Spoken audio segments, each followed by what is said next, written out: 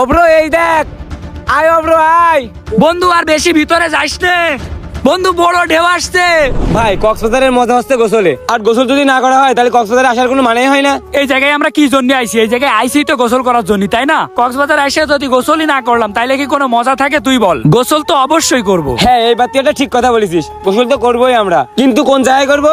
একদম ওই নীল পানিতে দিয়ে করবো। এই নীল পানিতে যে গোসল করবি মানে? এটা কোনো কথার মতো কথা বললি? নীল পানিতে যাওয়া যাবে না ভাই।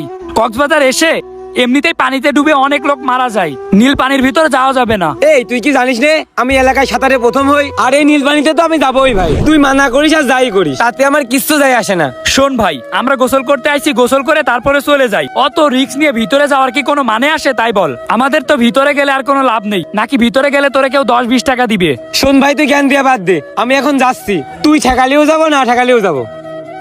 এই বন্ধু শোন। এই শোন অব্র, তুই থাম, দেখ আজকে আমি পানি নিয়ে কি খেলা করি। বন্ধু বেশি ভিতরে যাস নে, আরে সাইডে থাক। অব্র এই দেখ, আয় অব্র আয়।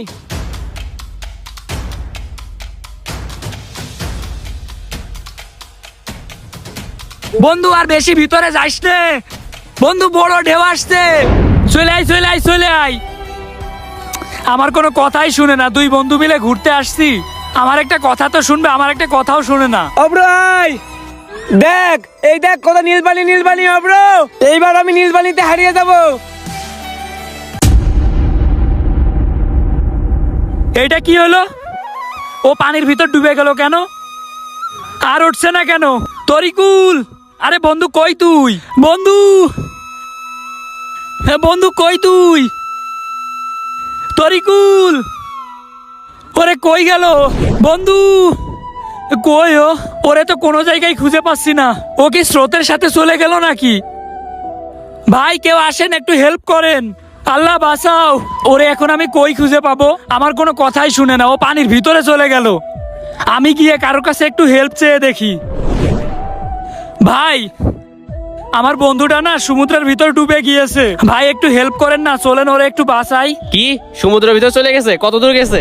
ভাই ও তো অনেক দূর চলে গিয়েছে, ওই নীল পানির ভিতর চলে গিয়েছে। ভাই আপনারা সবাই একটু চলেন না, সবাই মিলে ওরে একটু উঠাই। আপনার কি আমাদের দেখে পাগল মনে হয় নাকি? ওই পানির ভিতর গেলে তো আমরাও ডুবে যাব। ভাই আপনার বন্ধু না, আপনি যে বাঁচান, আমরা যেতে পারবো না। আপনার বন্ধু কি পাগল নাকি? ওইখানে গেলে কি কেউ বাঁচে? ভাই এখন ও তো একটা ভুল করে ফেলাইছে, চলেন ভাই সবাই মিলে যদি ওরে উদ্ধার করতে যাই তাইলে মনে হয় ও বেঁচে যাবে।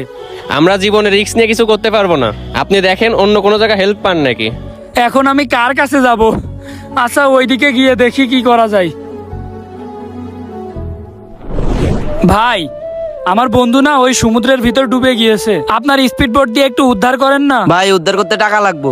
ভাই টাকা লাগবে? ভাই সমস্যা নেই, আমি টাকা দিব, আপনি একটু চলেন না ভাই, একটু চলেন, তাড়াতাড়ি চলেন। ভাই আপনার বন্ধু কত দূর গেছে? ভাই আমার বন্ধু তো নীল পানির ভিতরে চলে গিয়েছে, ভাই একটু সাহায্য করেন না ভাই, আমার বন্ধুরে একটু উদ্ধার করেন। ওই নীল বাড়ির ভিতরে? হ্যাঁ ভাই।